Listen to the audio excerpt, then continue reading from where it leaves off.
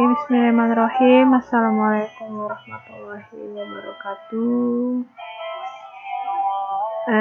Selamat pagi menjelang siang bagi kalian yang sedang menonton video ini. Welcome back to our material about break-even point. And I hope you are healthy. Tentunya saya berharap kalian tetap sehat ya, dan juga jaga kesehatan. Karena memang sepertinya ada penambahan kasus baru di kota metro terutamanya. Saya juga nggak tahu ini bakalan jadi zona merah atau enggak, karena begitu lihat beritanya yang beredar, ya ini belum sampai ke media sosial sih, baru beberapa hal. Informasinya seperti agak lumayan banyak banget yang sudah kena di kota metro terutamanya. Ya mudah-mudahan wabah ini cepat berlalu dan juga kita juga masih diberikan kesehatan ya, dan semoga juga kita bisa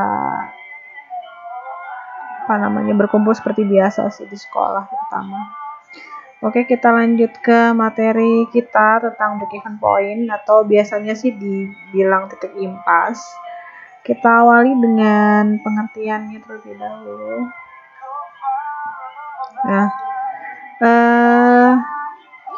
ini pengertian dari break-even point. Jadi break-even point itu adalah titik di mana suatu company ya, atau perusahaan itu dalam keadaan belum memperoleh keuntungan tapi juga dia tidak merugi gitu. Jadi titik ini di mana suatu perusahaan itu belum untung tapi dia belum juga rugi. Jadi kalau misalkan orang awam bilangnya balik modal. Nah, titik balik modal namanya. Di sini kita pelajari kalau misalkan dalam ilmu manajemennya namanya manajemen ekonominya namanya break-even point gitu. Jadi ini suatu metode untuk menganalisis berapa jumlah kapasitas yang akan mau suatu perusahaan dijual dan berapa sih batas minimum untuk penjualan sehingga titik itu tidak mengalami kerugian tapi juga belum untung. Jadi titik balik modal namanya, seperti itu. Oke, ini adalah beberapa tujuan dari penggunaan break-even point, disingkatnya BEP, break-even point atau analisis balik modal. Yang pertama adalah jumlah penjualan minimum yang harus dipertahankan. Jadi ini tujuan yang pertama ya.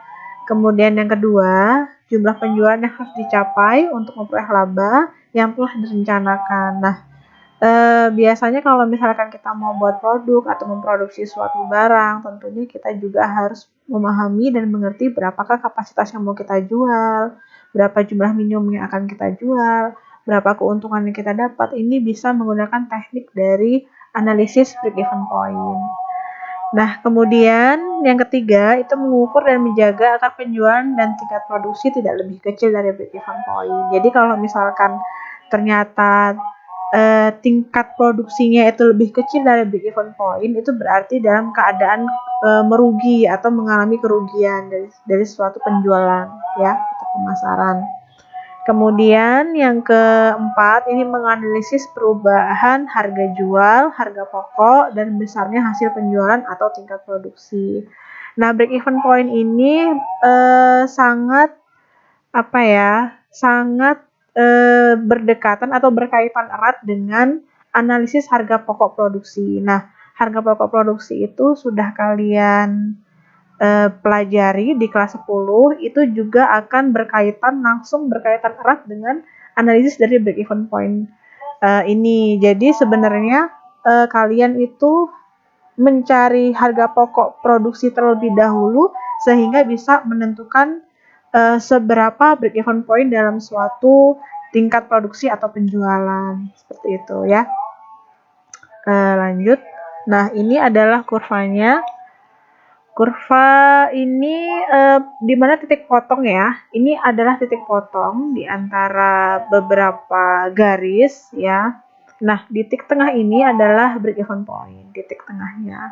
Di mana sebelah kiri bawah kalian itu adalah area rugi dan sebelah kanan kalian atas ini adalah area laba. Nah, makanya di sini titik potong ini itu namanya titik break even point.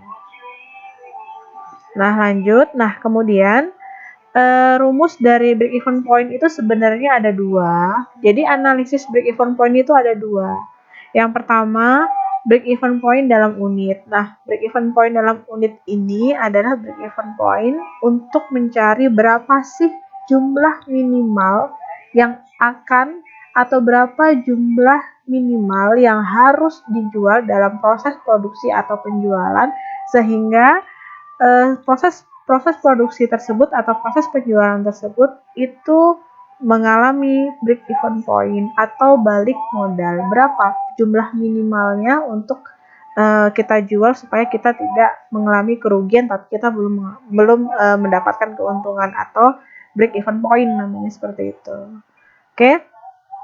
Jadi dalam break even point dalam unit ini ada teknik analisisnya berupa rumus yang jelas. Jadi break even point atau disingkat dengan BIP itu sama dengan FC dibagi P dikurang VC. Ya. Jadi FC itu adalah fixed cost. P-nya di sini adalah price per unit. Ya, price itu maksudnya harga jual. Ya, P itu harga jual. Dan VC, ya, VC itu adalah variable cost. Nah, seperti itu.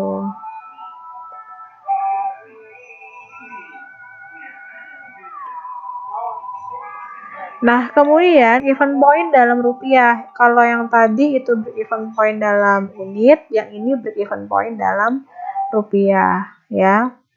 Break even point dalam rupiah itu diformulasikan dengan BEP sama dengan FC dibagi 1 dikurang VC dibagi S gitu. Tadi FC adalah fixed cost dan kemudian VC adalah variable cost. Nah, ya, kemudian S itu sales volume. Oke, kita back dulu sebenarnya ya. Kalian harus tahu dulu apa itu FC, apa itu VC gitu ya, terlebih dahulu. Nah, kita bahas dulu tentang FC, fixed cost. Jadi kamu harus bisa bedain mana F, mana V, dan jangan kebalik ya. Ini soalnya suka kebalik. Jadi fixed cost itu adalah biaya yang tidak mengalami perubahan apabila terjadi perubahan volume produksi. Gitu. Atau fixed cost itu bisa didefinisikan dalam bahasa Indonesia biaya tetap ya. Biaya tetap atau fixed cost adalah biaya yang tidak akan mengalami perubahan apabila terjadi perubahan volume produksi. Contohnya seperti ini ya. Contohnya misalkan kamu mau membuat suatu produk. Misalkan kamu mau buat wedang jahe ya. Atau mungkin kamu mau buat jus jeruk peras. Soalnya banyak banget video yang saya lihat dari kalian itu banyak banget yang buat tentang jus jeruk peras gitu. Nah, misalkan kalian mau menjual produk itu, memasarkan produk itu, tentunya biaya yang tetap itu termasuk biaya yang tidak mengalami perubahan. Misalkan kalian mau buat jus dengan kapasitas 100 cup atau mungkin kalian mau buat kapasitas 50 cup misalkan kayak gitu.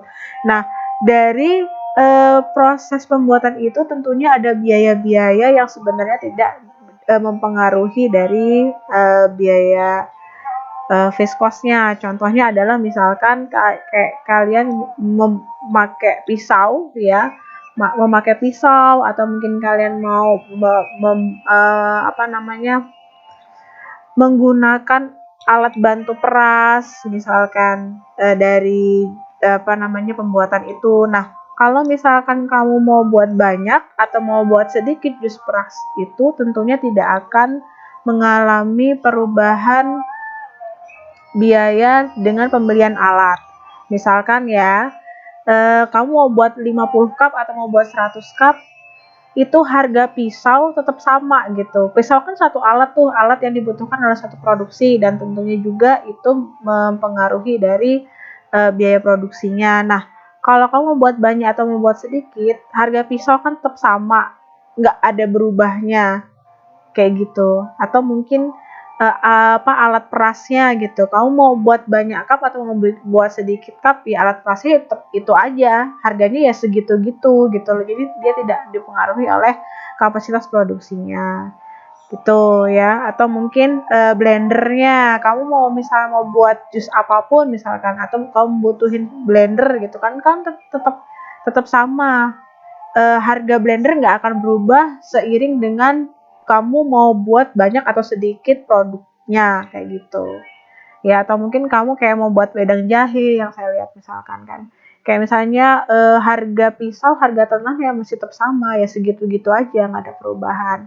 Atau biasanya juga di sini bisa disebut dengan overhead tetap ya. Overhead tetap itu maksudnya biaya tidak terduga, misalkan kayak listrik, bahan bakar, sabun cuci dan lain-lain, itu termasuk ke dalam overhead tetap gitu ya untuk fixed cost. Ada lagi contohnya misalnya overhead pabrik tetap seperti yang dibilang tadi, ada biaya distribusi, kemudian ada biaya administrasi, itu termasuk ke dalam biaya fixed cost-nya gitu. Oke, lanjut. Variable cost. Jadi variable cost itu adalah total biaya yang berubah-ubah tergantung dengan perubahan volume penjualan atau produksinya. Ya, biaya variabel akan berubah secara proporsional dengan perubahan volume produksi. Jadi kalau misalkan kamu mau buat yang saya bilang tadi, jus jeruk peras, itu kalau mau buat banyak atau mau buat sedikit, maka biaya yang dikeluarkan itu juga berubah. Nah, itu namanya biaya variable cost, tergantung dari kapasitas produksinya. Kalau mau buat banyak, kalau mau buat sedikit, itu dipengaruhi oleh biayanya. Jadi contohnya apa? Misalkan, contoh adalah biaya bahan baku. Misalkan kamu mau buat jus jeruk peras, berarti kalau misalkan kamu mau buat banyak, biayanya banyak. Kalau mau sedikit, biaya sedikit. Misalnya contoh adalah biaya bahan baku. Ya, seperti gula, seperti misalkan jeruknya ya, terus kemudian cup plastik dan lain-lain. Nah, itu adalah salah satu contoh untuk biaya variabel cost ya, atau mungkin biaya yang berubah-ubah atau biaya tidak tetap, nama bahasa Indonesianya seperti itu. Ya, di sini contohnya kalau misalkan di dalam tabel itu ada biaya bahan baku seperti yang disebutkan. Kalau misalkan kamu buat jus jeruk peras, berarti ya jeruknya, ya gulanya dan lain-lain. Kemudian biaya tenaga kerja. Nah, biaya tenaga kerja itu sebenarnya ada dua sih. Ada biaya tenaga kerja yang tetap, ada juga biaya tenaga kerja yang tidak tetap ya, tergantung dari kondisi situasional. Kalau biaya tenaga kerja tetap, tentunya setiap bulan itu kamu harus mengeluarkan biaya yang sama untuk tenaga kerjanya. Tapi kalau misalkan kamu hanya mengambil tenaga kerja hanya sebatas untuk pemenuhan produksi, maka itu bisa juga dimasukkan ke dalam biaya tenaga kerja tidak tetap. Artinya dia masuk ke dalam variable cost ya. Bahan baku dan juga bahan-bahan pendukung lainnya yang tentunya biaya itu atau biaya bahan pendukung itu tergantung pada volumenya. Kalau dia makin banyak, biayanya banyak, makin sedikit, biayanya sedikit, tergantung nanti situasinya akan seperti apa ya, kondisinya akan seperti apa. Oke, seperti itu. Nah, ini sebenarnya contohnya pengerjaannya. Nanti kalau misalkan soalnya udah saya kasih ke kalian, kalian akan menganalisis sendiri tentang produk yang akan kalian buat sebenarnya. Jadi itu semua tergantung tutorial video yang kalian buat, itu produknya tergantung dari yang kalian buat seperti itu. Oke. Ini saya berikan gamblangnya aja untuk perhitungannya. Kalau misalkan ini, oke, ini analisis perhitungan titik impas atau break even point BEP pada produk jus jeruk peras. Ini saya hanya memberikan contohnya saja. Jadi kalian harus menganalisis sendiri tergantung dari situasional tempat kalian masing-masing gitu ya.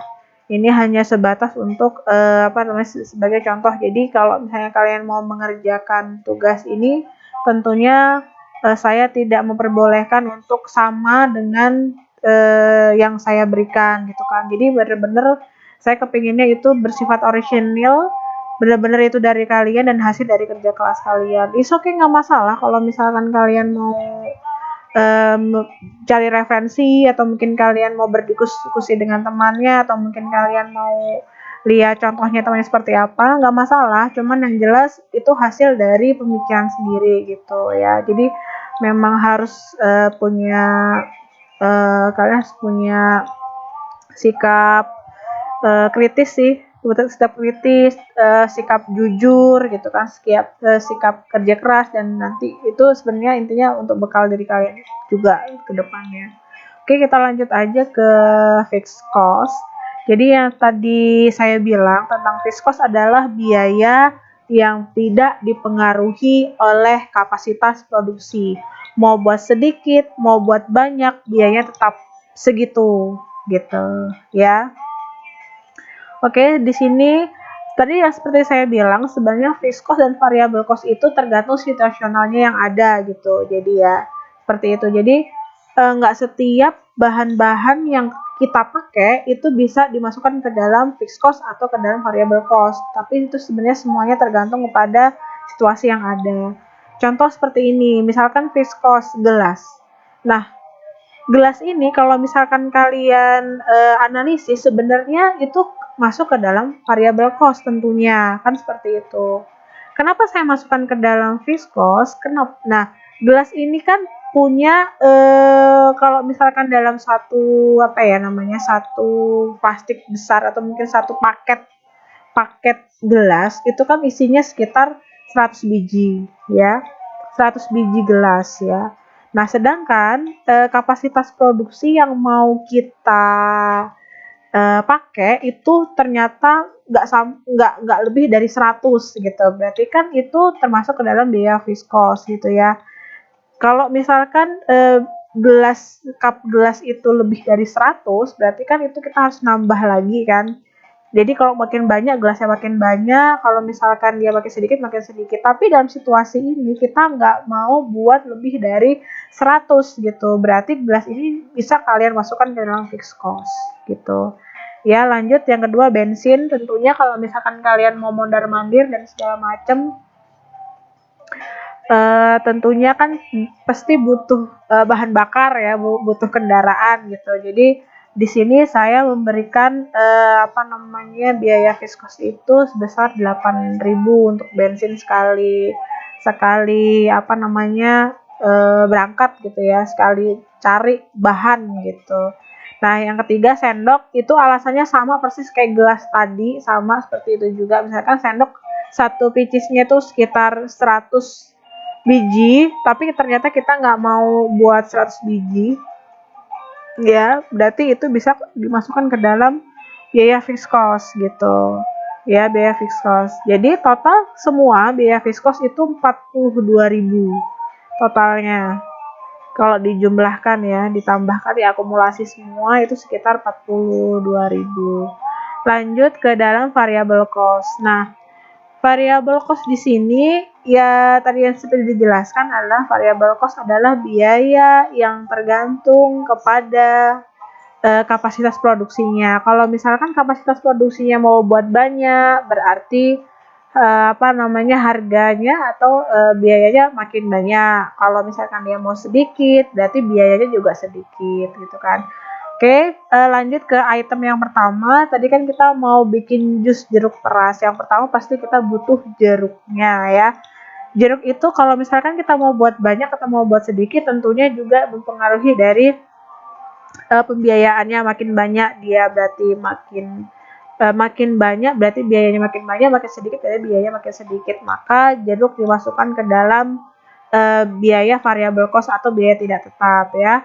Jeruk, kemudian ada es batu, gula, susu, itu adalah semuanya termasuk ke dalam variable cost gitu. Jadi ada dua. Nanti kalau misalnya kamu ada pendataan banyaknya pendaftar harga bahan, maka kamu harus memisahkan antara mana yang termasuk ke variable cost, mana yang masuk ke dalam fixed cost gitu. Nah, yang pertama tentunya ini yang saya bilang tadi, kamu harus cari dulu berapa kamu analisis dulu tentang harga pokok produksinya gitu ya. Ini sudah kalian dapatkan di kelas 10 karena yang saya bilang tadi harga pokok produksi itu sangat berkaitan erat dengan break even point gitu. Jadi kamu harus cari harga pokok produksi dulu baru kamu bisa nentuin break even point gitu ya. Oke, dari biaya fixed cost dan variable cost tadi semua biaya dijumlahkan. Jadi fixed cost ditambah dengan variable cost, ketemulah ini total biaya produksi. Ini total biaya produksi. Jadi 42.000 ditambah 48.000, hasilnya 90.000. 90.000 adalah total biaya produksi yang kamu butuhkan untuk membuat 25 cup jus jeruk peras. Nah, kapasitas produksi tentu bisa kamu tentukan sendiri mau berapa, mau 25, mau 50, mau 100, mau 150, mau 200 gitu ya. Semua tergantung pada jumlah yang kamu harapkan gitu tentunya. Jadi disesuaikan juga dengan harga jualnya. Oke, analisa harga pokok produksi. Yang pertama ini mengingatkan saja.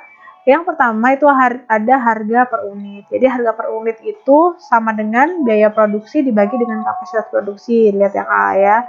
Jadi tadi biaya produksinya adalah sebesar Rp90.000, kemudian kapasitas produksinya adalah sebesar 25 cup. Jadi sehingga harga per unitnya 3.600. Jadi 3.600 itulah harga per unit atau satu produknya, satu cupnya itu modalnya 3.600 gitu. Nah, yang B itu harga jual. Jadi harga jual ini kalian analisis untuk menentukan berapa sih aku harus jual berapa nih untuk 25 cup ini aku harus jual berapa nih dengan laba sekian gitu kan. Ini juga menganalisis harga jual, jadi harga pokok produksi. Nah, formulasi dari harga jual itu sama dengan harga per unit dibagi 1 dikurang persen laba. Jadi harga per unitnya 3.600 dibagi 1 dikurang 30% ya. Nah, laba 30% ini kamu bisa menyesuaikan dengan keinginan ya, bisa 30%, bisa 20%, bisa 25%, tergantung dari sesuai dengan keinginan gitu kan. Yang jelas jangan setengah harga lah gitu. Kalau setengah harga kan kemahalan ya, atau mungkin setengah harga itu sekitar laba 50% gitu. Jadi setengah dari modalnya gitu kan. Itu luar biasa gitu ya. Nah, kemudian diselesaikan dengan persamaan matematika yang jelas. 3.600 dibagi 1 dikurang 30%. Kamu tahu bahwa 30% itu adalah 0,3 ya. 30% itu 30 dibagi 100. Ini SD banget gitu. Kalau nggak bisa udah balik lagi ke SD, nggak ke SMA gitu ya. 3.600 dibagi 1 kurang 0,3. 1 kurang 0,3 itu 0,7 gitu ya. Kalau nggak tahu balik lagi ke SD ya. Tuh, ijazah SMP-nya kepake berarti. Jadi diselesaikan sehingga mendapatkan harga jual 5.143. Nah, itu adalah harga jualnya dari semua biaya produksi dan juga kapasitas produksi yang diharapkan ya, dengan laba 30% tentunya. Nah, kemudian yang kedua ini kita baru masuk ke dalam analisa dari break even point ya. Yang pertama tadi kita tahu bahwasanya ada dua analisis break even point. Yang pertama ada break even point dalam unit, yang kedua adalah break even point dalam rupiah. Nah, break even point dalam unit ini rumusnya ada di bawah ini ya, yang di sini. Itu break even point unit sama dengan FC dibagi harga jual dikurang VC unit ya. Nah, kemudian FC-nya tadi di tabel atas itu ada Rp42.000 ya. Nanti kalau misalkan mau ini dilihat aja filenya, itu nanti saya kasih filenya. Rp42.000. Kemudian harga jualnya tadi setelah dianalisis harga pokok produksinya, harga jual ketemu dengan 5.143. Nah, dikurang VC unit. VC unit tadi yang ada di atas ya. VC unit itu berbeda dengan VC. VC unit sama dengan VC dibagi kapasitas produksi baru ketemu VC unit ya. VC unit pada tabel di atas tadi itu sebesar 48.000 dibagi dengan kapasitas produksinya 25. Ini tadi sudah kita tentukan. Jadi sehingga VC unit itu sama dengan 3.848. Makanya VC unitnya bisa dimasukkan ke dalam rumus yang bawah. Kemudian semua diselesaikan dengan persamaan matematika ya, penyelesaian matematika maksudnya. Jadi yang di bawah dikurang dulu, baru atas dibagi yang bawah, oke ya. Begitu caranya. Ketemulah 64 unit. Apa maksud dari 64 unit itu gitu?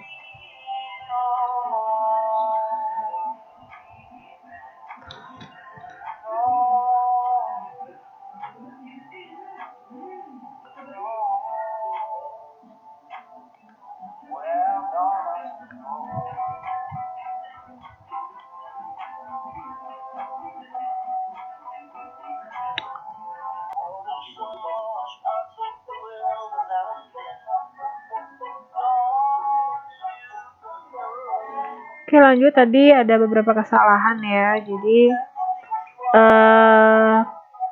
hasil perhitungan break even point dalam unit itu besarnya 13 unit. Apa maksud dari 13 unit tersebut? Jadi sebanyak 25, maaf ya, di sini 25. Oke. Sebanyak 25 cup yang nanti akan kalian pasarkan, kalian harus menjual minimal 13 cup untuk mencapai break even point atau balik modal gitu. Ya.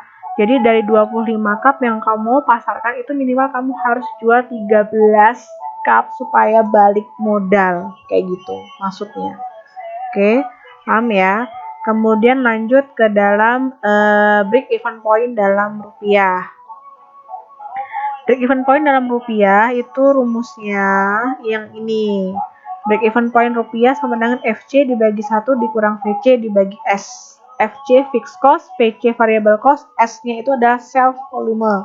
Di sini ya, S adalah sales volume. FC tadi pada kolom di atas, tabel di atas besarnya 42.000 dibagi 1 dikurang VC pada kolom yang di atas tadi itu 48.000. Sedangkan S atau sales volumenya itu dicari dengan rumus harga jual dikali kapasitas produksi. Tadi harga jualnya adalah Rp5.143 dikali dengan 25 kapasitas produksinya, menghasilkan 128.571. Semua angka dimasukkan ke dalam rumus break even point dalam rupiah. Sehingganya ini diselesaikan dengan cara matematika ya. Jadi Rp48.000 dibagi 128.571 itu hasilnya 0,47. 1 dikurang 0,47 dulu ya. Hasilnya 0,25 baru 42.000 dibagi 0,25 hasilnya 161.538. Jadi 13 unit yang kamu jual ya, itu kamu harus dapetin kamu harus mendapatkan sebesar 161.538 untuk balik modal. Gitu ya. Kemudian lanjut ke perhitungan laba. Jadi laba itu bisa kamu cari dengan sales volume dikurang biaya produksi. Tadi sales volumenya 128.571 dikurang 90. Jadi keuntungannya sebesar Rp38.751. Tuh.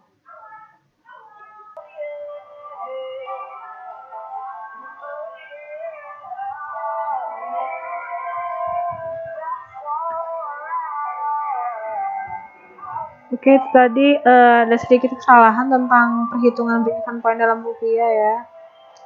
Aduh, kenapa ini?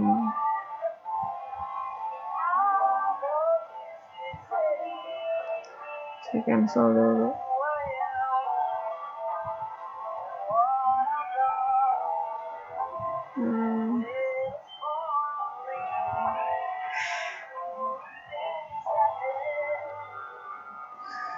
Oke, tadi hasilnya kan 161 sekian ya. Begitu dihitung lagi ternyata ada kesalahan di perhitungannya. Jadi nanti ya sebenarnya cara perhitungnya sama seperti yang dijelaskan tadi, cuman hasilnya aja yang salah gitu ya. Jadi hasilnya dari break even point dalam rupiah itu besarnya 66.000. Jadi kamu harus dapat minimal 66.000 itu sudah masuk ke dalam break even point, titik break even point atau balik modalnya. Sehingga di perhitungan laba itu sales volume tadi yang harga jual dikali kapasitas produksi itu 128.571 dikurang dengan biaya produksi sebesar 90.000. Jadi labanya 38.751. Oke, itu aja sih yang bisa dijelasin. Kalau misalkan ada pertanyaan atau apa berkaitan dengan break-even point, karena ini yang paling rumit sih sebenarnya dari beberapa materi yang ada tentang perhitungannya gitu. Dan juga masih nggak tahu juga sih kita bakal mau ada pertemuan gimana, tapi yang jelas sekolah kayaknya udah mulai siap-siap juga untuk pertemuan tatap muka. Jadi harapannya sih tetap sehat, tetap semangat, tetap jaga kesehatan gitu. Kalau memang lengah di rumah, capek dan segala macam, cari suatu aktivitas yang memang menyenangkan atau mungkin yang bisa membuat kalian lebih produktif lagi gitu kan. Contoh kayak bertanam lah, atau coba-coba untuk apa namanya coba resep baru atau apa, belajar apa, pokoknya yang bisa membangun dan juga bisa membuat lebih produktif lagi gitu kan. Siapa yang nggak bosen, pasti bosen di rumah gitu.